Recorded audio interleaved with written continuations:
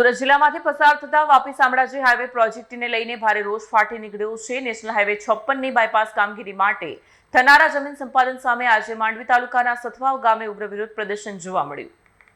સુરત જિલ્લામાંથી પસાર થતા વાપી શામળાજી હાઈવે પ્રોજેક્ટને લઈ ભારે રોષ ફાટી નીકળ્યો છે। નેશનલ હાઈવે 56 ની બાયપાસ કામગીરી માટે થનારા જમીન સંપાદન સામે આજે માંડવી તાલુકાના સઠવાવ ગામે ઉગ્ર વિરોધ પ્રદર્શન જોવા મળ્યું। જાન દેંગે જમીન નહીંના સૂત્રોચ્ચાર સાથે ખેડૂતો રસ્તા પર ઉતરી આવ્યા હતા। આગેવાનોની અટકાયત કરતા પોલીસ અને લોકો વચ્ચે ઘર્ષણ સર્જાયું। લોકો ચક્કાજામના પ્રયાસો કર્યા હતા। આજે માંડવીના સથવાવ ખાતે નેશનલ હાઈવે અસરગ્રસ્ત સંઘર્ષ સમિતિ દ્વારા વિરોધ પ્રદર્શન યોજાયું, જેમાં મોટી સંખ્યામાં ખેડૂતો અને સ્થાનિક લોકો જોડાયા હતા। માંડવી તાલુકાના અનેક ગામોમાં તેની વ્યાપક અસર જોવા મળશે। પ્રોજેક્ટના કારણે તેઓ જમીન વિહોણા બની જશે અને અનેક પરિવારો ઘર વિહોણા થવાની કગાર પર છે। વિરોધ પ્રદર્શનમાં પૂર્વ ધારાસભ્ય આનંદ ચૌધરી અને આદિવાસી આગેવાન અખિલ ચૌધરી સહિતના આગેવાનો સમર્થનમાં જોડાયા હતા। પોલીસ કાર્યવાહી સામે ખેડૂતો અને આગેવાનો રસ્તા પર ધરણા પર બેસી ગયા। જાન દેંગે જમીન નહીંના નારા સાથે વાતાવરણ તંગ બન્યું હતું। વિરોધ વધુ ઉગ્ર બનતા પોલીસે આનંદ ચૌધરી, અખિલ ચૌધરી સહિત અંદાજે 20 થી 30 લોકોને અટકાયત પણ કરી હતી। ખેડૂતોનો આક્ષેપ છે કે તેમની પાસે બીજી કોઈ જમીન કે રહેવા માટે ઘર નથી, છતાં તંત્ર તેમની વાત સાંભળવા તૈયાર નથી। જમીન અને આવાસ ગુમાવવાની ભીતિને કારણે લોકોમાં ભારે રોષ જોવા મળી રહ્યો છે। હાલ સમગ્ર મામલે પોલીસ દ્વારા પરિસ્થિતિ કાબૂમાં લેવાના પ્રયાસો કરવામાં આવી રહ્યા છે।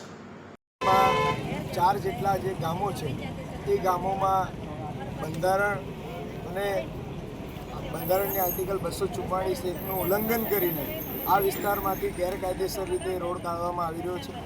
આ વિસ્તારની જે ગ્રામ સભાઓ છે, આ વિસ્તારમાં એ ગ્રામ સભાઓએ એનો વિરોધ નોંધાવ્યો છે અગાઉ પણ, અને 12 જેટલા અન્ય ગામો પણ છે એની પણ જમીન સંપાદન થઈ રહી છે।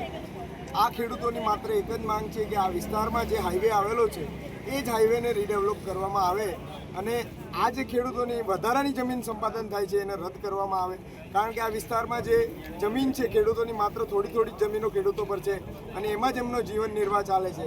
અને જમીન એ આદિવાસીનો અસ્તિત્વ, અસ્મિતા અને સંસ્કૃતિનો પાયો છે। આ જમીન છીનવાઈ જશે તો આદિવાસીની અસ્તિત્વ, અસ્મિતા અને સંસ્કૃતિ એ ખતમ થઈ જશે। આ વિસ્તારમાં આદિવાસી પોતે આદિવાસી પણ રહેવાનો નથી જો જમીન છીનવાઈ જવાની છે। માટે આ લડાઈ છે, આજે ખેડૂતો લડી રહ્યા છે એ અસ્તિત્વ માટેની લડાઈ લડીને અહીંયા આજે ગાંધીના અહિંસક માર્ગે બેઠા છે। જે રીતે નેશનલ નંબર હાઈવે 56ની સંપાદનની પ્રક્રિયા ચાલી રહી છે અને ખાસ કરીને યંગફાવથી સટફાવ સુધીના જે ગામો છે એ નવી સંપાદન નીતિમાં લગભગ મોટા ભાગના ગામો, લગભગ 10 ગામોમાંથી એ આખા ગામો ચીરીને જગ્યા સંપાદન કરે છે। અહીંયા સઠવાવ, સરકુઈ, દડવાડા, પીપલવાડા, કાકડાપાર જેવા ગામોની નવી જગ્યા સંપાદન કરવાની છે। હાલ જે રસ્તો છે એને વાઇડનિંગ કરવા માટે કોઈનો પ્રતિકાર નથી અને કોઈનો વિરોધ પણ નથી।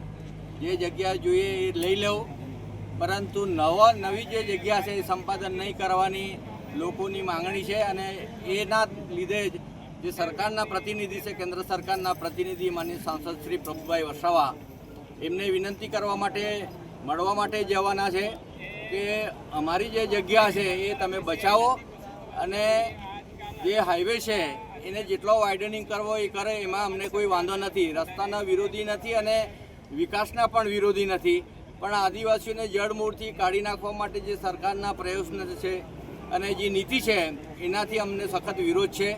અને એટલા માટે અમારો ભલે જીવ આપીશું પણ અમારી જમીન આપવાના નથી એ નિશ્ચય સાથે અમે આગળ વધવાના છે। અને માનનીય સાંસદશ્રીની વિનંતી આપના માધ્યમથી કે લોકોની વ્યથા સાંભળે અને યોગ્ય નિરાકરણ લાવે। બ્યુરો રિપોર્ટ, સત્ય ટીવી ન્યૂઝ, સુરત।